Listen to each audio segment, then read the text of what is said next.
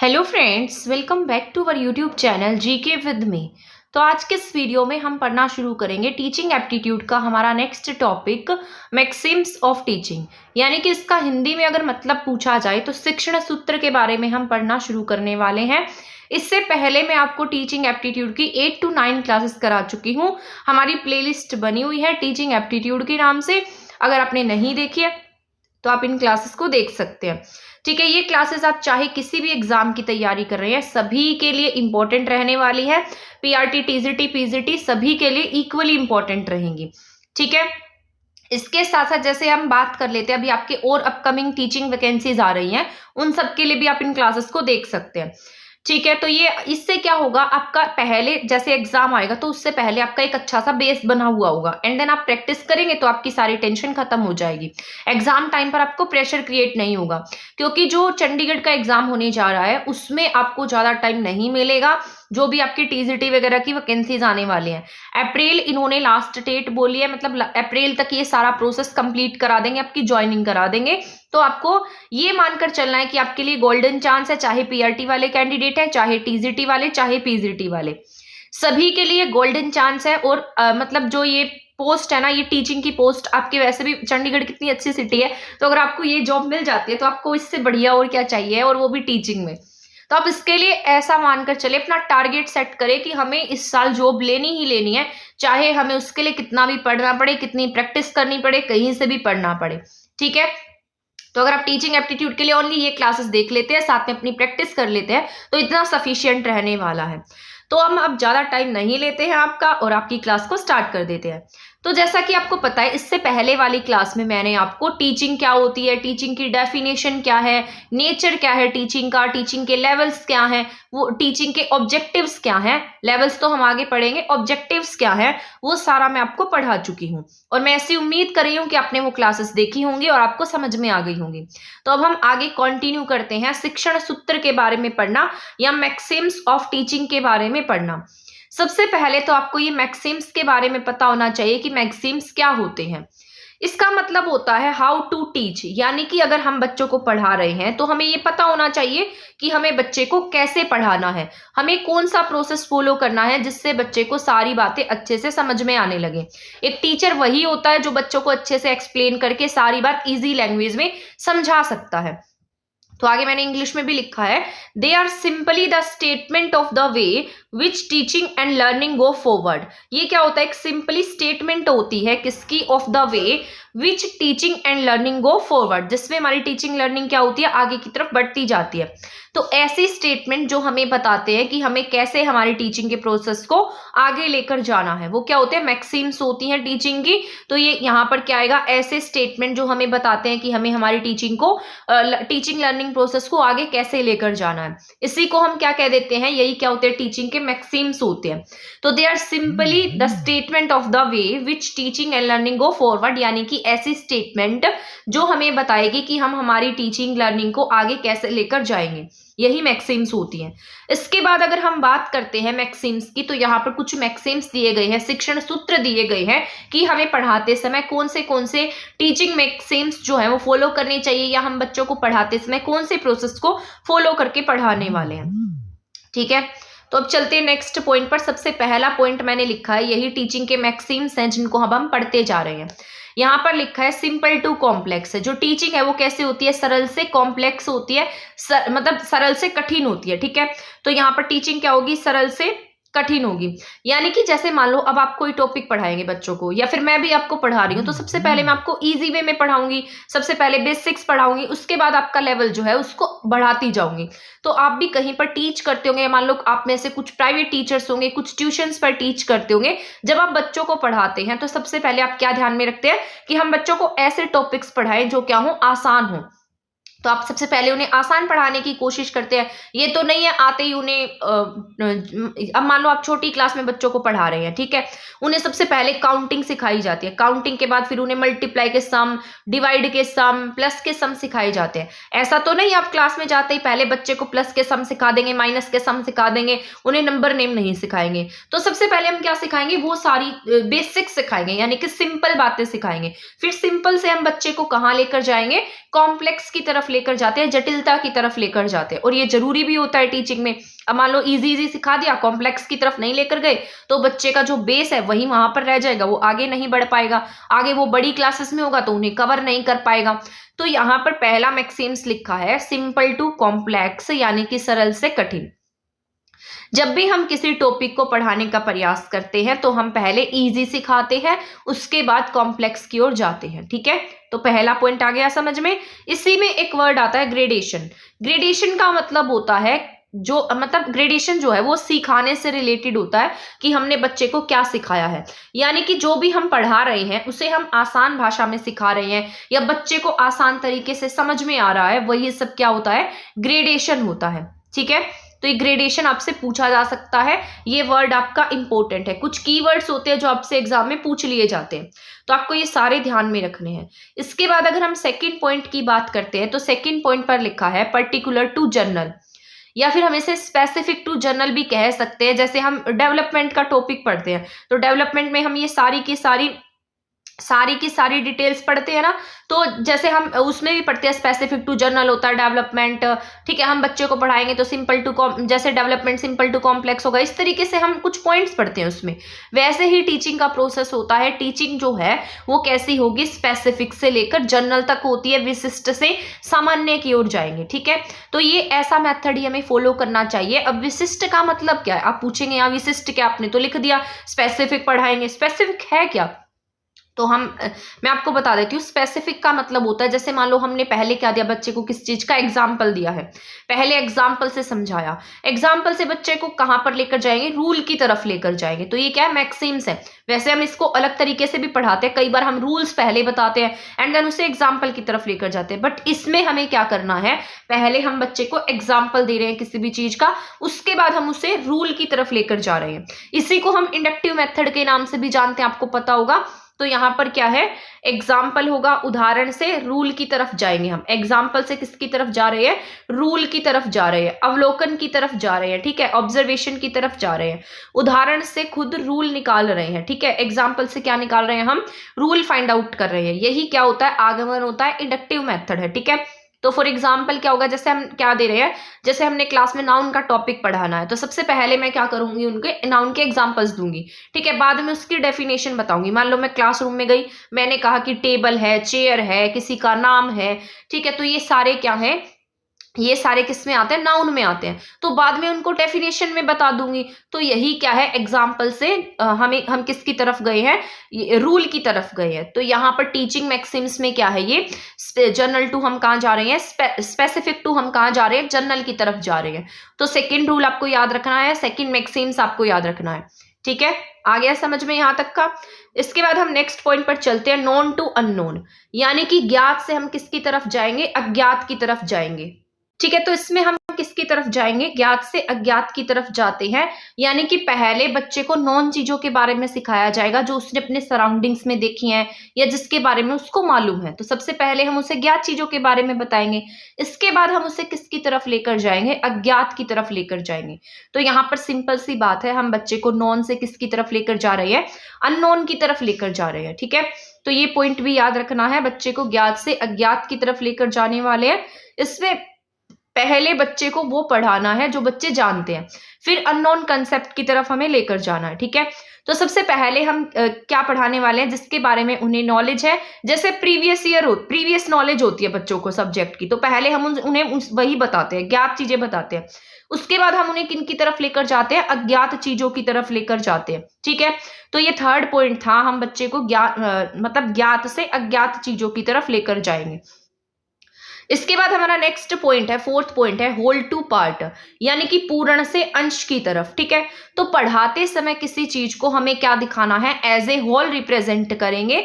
ये as a whole जो भी कंसेप्ट है वो किसके द्वारा दिया गया था, गेस्टाल्टवादियों के द्वारा दिया गया था। जो गेस्टाल्टवाद है वो भी किसी चीज को एज अ होल देखते हैं, कोई भी प्रॉब्लम होगी उसको भी कैसे देखेंगे, वो एज अ होल देखेंगे।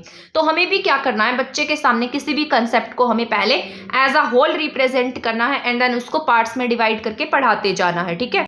ठीक है, तो यहाँ पर अगर हमें कोई भी कंसेप्ट समझाना है तो सबसे पहले हम बच्चे को एज अ होल समझाने वाले हैं। ठीक है, तो यहाँ लिखा है पढ़ाते समय किसी चीज को एज अ होल रिप्रेजेंट करेंगे। जैसे गेस्टाल्ट वार्ड ने कहा था कि हम किसी चीज को एज अ होल देखते हैं। तो यहाँ पर अगर हमें सेंटेंस सिखाना है तो पहले उन्हें पूरा सेंटेंस लिखकर बताएंगे। मान लो आप मुझे सेंटेंस के बारे में पढ़ाना है, टाइप्स ऑफ सेंटेंसेस बताने हैं, तो सबसे पहले मैं क्या करूंगी, उन सेंटेंस के बारे में लिखूंगी। एंड देन मैं क्या बताऊंगी कि ये यहाँ फुल स्टॉप है तो ये असर्टिव सेंटेंस है, क्वेश्चन मार्क है तो इंटरोगेटिव है, इस तरीके का साइन है तो एक्सक्लामेनेटरी है। ठीक है, तो ये क्या होते हैं, अलग अलग टाइप्स हैं सेंटेंस के। बट उससे पहले मैंने क्या किया, सारे के सारे सेंटेंस लिखे हैं। अब जो भी मेरे पास कंसेप्ट था उसको मैंने कैसे प्रेजेंट किया है, एज अ होल प्रेजेंट किया है। अब मान लो आप किसी स्कूल में टीच करते हैं, ठीक है, आपकी गवर्नमेंट जॉब लग जाती है और आप स्कूल में टीच करने जाते हैं और आपको प्लांट के बारे में बच्चों को पढ़ाना है, तो आप क्या करेंगे, एक छोटा सा प्लांट लेंगे और उसे क्या करेंगे, स्कूल में क्लासरूम में लेकर जाएंगे। ठीक है, तो क्लासरूम में लेकर गए तो वो प्लांट किसका रूप, मतलब प्लांट क्या दिखा रहा है, जैसे ये प्लांट है तो ये प्लांट जो है, मतलब ऐसे लगा लो, फ्लावर सा लगा लो। ठीक है, तो ये कुछ भी ऐसे इस तरीके का पौधा लगा लो। ठीक है, तो ड्राइंग ज्यादा अच्छी नहीं है मेरी, तो यहाँ पर ये क्या लगाया आपने, फ्लावर लगा लिया, प्लांट लगा लिया। पहले अपने बच्चों को क्या दिखाया, प्लांट को एज अ होल दिखाया है, मतलब उसकी पिक्चर दिखाई है। अब क्या करेंगे आप, उनको पार्ट्स में डिवाइड करके बताएंगे। जैसे ये क्या होता है, प्लांट का ये फ्लावर होता है, ये लीव्स होती है, ये स्टेम होता है, ये रूट्स होती है इसके नीचे। तो आपने क्या बताया, उसको पार्ट्स में डिवाइड करके बता दिया।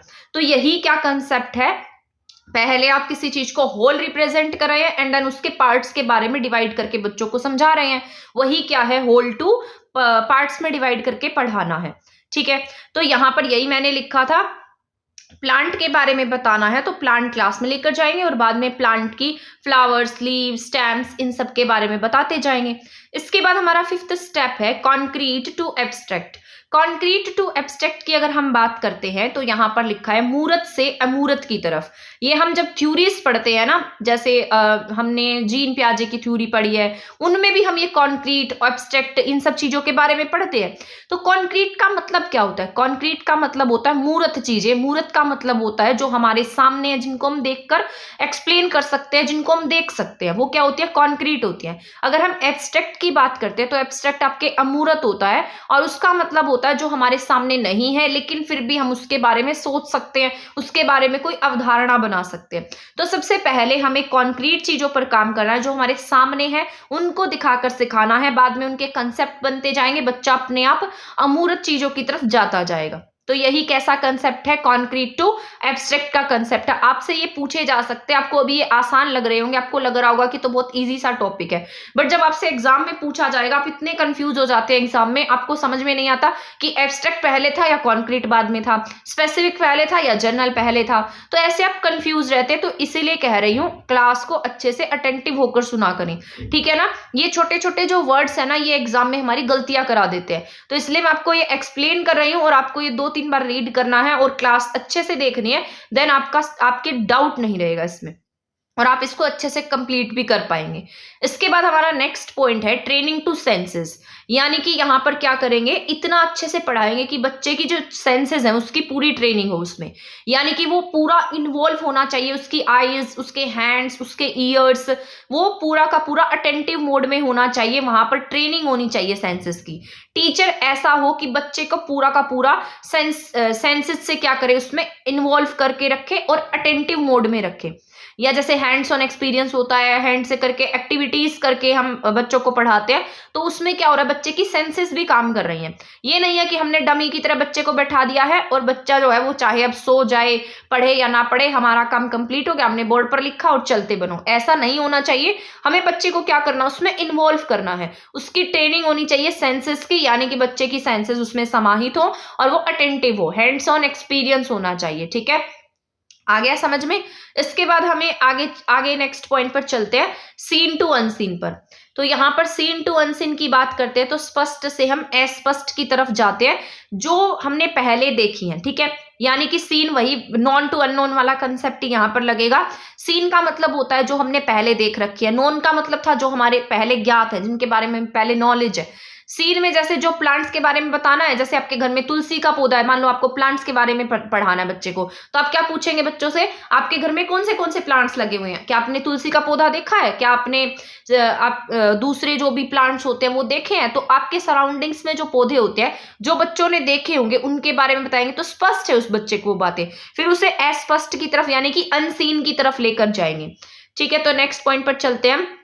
जो प्लांट उनके घर में है उनके बारे में पूछेंगे, अनसीन मतलब उन सब बातों के बारे में बताना, फिर उन्हें उन बातों के बारे में बताएंगे जो उन्हें उनके बारे में नहीं पता है। जैसे फ्लावर है, फ्लावर्स के जो इंटरनल पार्ट्स होते हैं, जैसे फ्लावर्स में एंथर, स्टिग्मा, ठीक है, पिस्टिल, इन सब के बारे में बच्चों को नहीं पता होगा, तो हम क्या करेंगे, उसके अनसीन पार्ट्स के बारे में बताएंगे जो बच्चों को पता नहीं है। ठीक है, तो ये क्या है, आपका सीन से हम बच्चे को अनसीन की तरफ लेकर जाते जा रहे हैं। तो ये हो जाता है आपका नेक्स्ट पॉइंट। इसके बाद हम नेक्स्ट पॉइंट पर चलते हैं, साइकोलॉजिकल टू लॉजिकल। साइकोलॉजिकल से हम किसकी तरफ जाएंगे, लॉजिकल की तरफ जाने वाले हैं, यानी कि मनोवैज्ञानिक समझ से हम उसकी तार्किक समझ जो है वो विकसित करने वाले हैं। ठीक है, मनोवैज्ञानिक का मतलब क्या होता है, मान लो जैसे आपकी एक साइकोलॉजी बनी होती है कि बच्चा इस तरीके से सीखेगा, बच्चे को अगर हम पहले इजी तरीके से सिखाएंगे तभी बच्चा पढ़ पाएगा, तो ये हमारी क्या है, कहीं ना कहीं साइकोलॉजी होती है। ठीक है, जैसे हम यहाँ पर एक्सपीरियंस के आधार पर सिखा रहे हैं, बच्चों को इस चीज का एक्सपीरियंस है तो हम पहले ये पढ़ा देते हैं, तो ये सारे क्या फैक्टर है, हमारे साइकोलॉजिकल फैक्टर है। उसके बाद हम उसे लॉजिक, बच्चा अगर मान लो अपने आप से ये साइकोलॉजिक जो आसान चीजें वो सीख गया है, उसके बाद वो लॉजिकल चीजें अपने आप सीखने लगेगा, अपने आप तर्क करने लगेगा, उसको आगे समझाना आसान हो जाएगा। तो मनोवैज्ञानिक से हम उसे तार्किक की तरफ लेकर जा रहे हैं, बच्चों के एक्सपीरियंस पर बेस है। जैसे हम बच्चों को पहले आसान भाषा में सिखाएंगे तो उनकी समझ जो है वो क्या हो जाएगी, उन्हें उस चीज की समझ जल्दी आ जाएगी। बाद में हर चीज में वो क्या करेगा, तर्क लगाना शुरू कर देगा। ठीक है, तो यहाँ पर ये क्या पॉइंट है, पहले जो हम क्या कर रहे हैं यहाँ पर मतलब साइकोलॉजिकल से लेकर लॉजिकल की तरफ जा रहे हैं, मनोवैज्ञानिक से तार्किक की तरफ जा रहे हैं, बच्चों के एक्सपीरियंस पर बेस है। हम बच्चों को पहले आसान सिखा रहे हैं, फिर उसके बाद में उसको उन चीजों की समझ आ जाएगी, फिर वो अपने आप तर्क लगाना सीख जाएगा। तो ये साइकोलॉजिकल से लॉजिकल हो जाता है। इसके बाद नेक्स्ट पॉइंट पर चलते हैं। ये देखो, ये कल भी मैंने आपको बताया था जब मैंने आपको थ्योरी पढ़ाई थी बेंडुरा की, तो बेंडुरा की थ्योरी में हमने एनालिसिस पढ़ा था, सिंथेसिस पढ़ा था, इवेल्युएशन पढ़ा था, ये सारे पॉइंट मैंने आपको बताए थे। मैंने आपको एनालिसिस का एग्जाम्पल देकर भी पढ़ाया था, सिंथेसिस का एग्जाम्पल भी देकर बताया था। तो मैंने आपको कहा था कि सिंथेसिस जो होता है वो वाइड होता है, एनालिसिस जो है वो थोड़ा शॉर्ट मेथड्स में होता है। सॉरी, तो हम अब इसको भी एक्सप्लेन कर देती हूँ। विश्लेषण से हम संश्लेषण की तरफ जाएंगे। जैसे मान लो पहले आप क्या दे रहे हैं, पहले आप किसी भी चीज का कोई एग्जाम्पल दिया अपने बच्चों को कि हमारा जो एनवायरनमेंट है वो इन चीजों से खराब हो रहा है, ऐसा हो रहा है, बहुत ज्यादा प्रदूषित गैसें निकल रही है, तो ये सब किसके रीजन है, तो वायु प्रदूषण कहेगा बच्चा, तो वो पोल्यूशन बता देगा कि ये क्या है, पॉल्यूशन है। पहले आपने क्या दिए, रीजंस दिए हैं, तो आप कुछ 5-6 पॉइंट्स बताएंगे उन्हें, उसको देखकर बच्चा क्या बताएगा, रीजंस बताएगा। तो यहां से पहले आपको ये कंसेप्ट फॉलो करना है। यहां से फिर आप किसकी तरफ जा रहे हैं, सिंथेसिस की तरफ जा रहे हैं। सिंथेसिस में क्या आता है, पहले पॉल्यूशन है, पॉल्यूशन के बाद में क्या होगा, अलग अलग पॉइंट्स होंगे, उसके कुछ रीजंस होंगे। ठीक है, तो उसके रीजंस हैं यहाँ पर ये। तो हम एनालिसिस से सिंथेसिस की तरफ जा रहे हैं, विश्लेषण से संश्लेषण की तरफ जा रहे हैं। तो ये पॉइंट आपको याद रख लेना है, ये आपका इंपॉर्टेंट है, ये मैं आपको कल की क्लास में भी पढ़ा चुकी हूँ। इसके बाद इनडेफिनेट से डेफिनेट की तरफ जाएंगे, यानी कि अनिश्चित से निश्चित की तरफ जाने वाले हैं। तो इसके बारे में, यहाँ श्योर इनडेफिनेट वो होता है जिसके बारे में हमें कुछ श्योरिटी नहीं है, और बाद में मान लो बाद में धीरे धीरे उसमें क्या आ जाती है, डेफिनेट हो जाएगा और उसमें क्लैरिटी आ जाती है। ठीक है, इसके बाद है इंपेरिकल और रेशनल। इंपेरिकल होता है व्यवहारिक और रेशनल क्या होता है, तार्किक।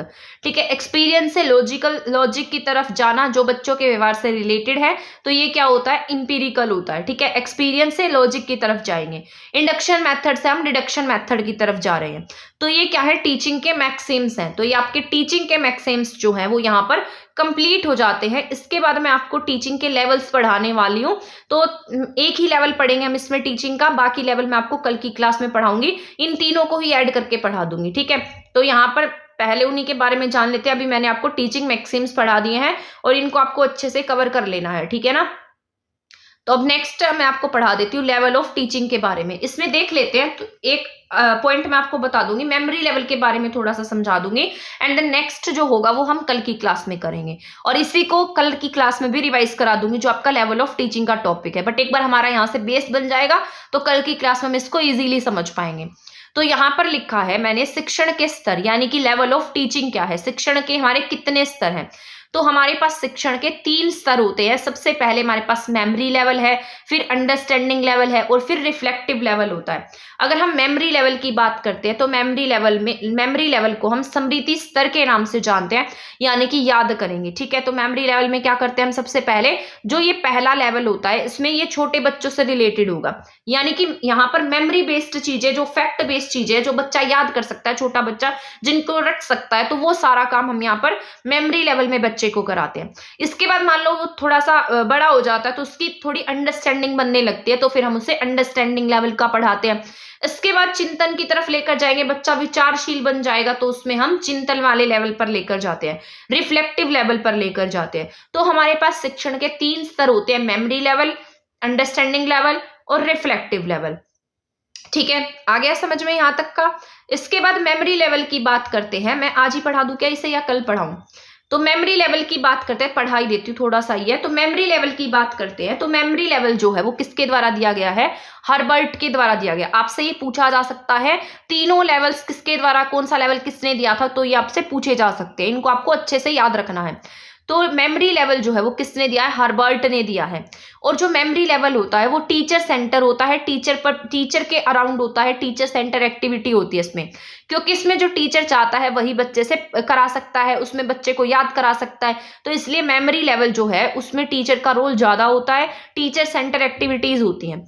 मॉडल को मेमोरी लेवल टीचिंग जो है इसको 5 स्तर में बांटा गया, यानी कि मेमोरी लेवल की जो टीचिंग लेवल है उसे कितने स्तर में डिवाइड किया गया है, 5 लेवल्स में डिवाइड किया गया है, जिसमें सबसे पहले होता है फोकस। ठीक है, तो सबसे पहले क्या होगा, फोकस होगा।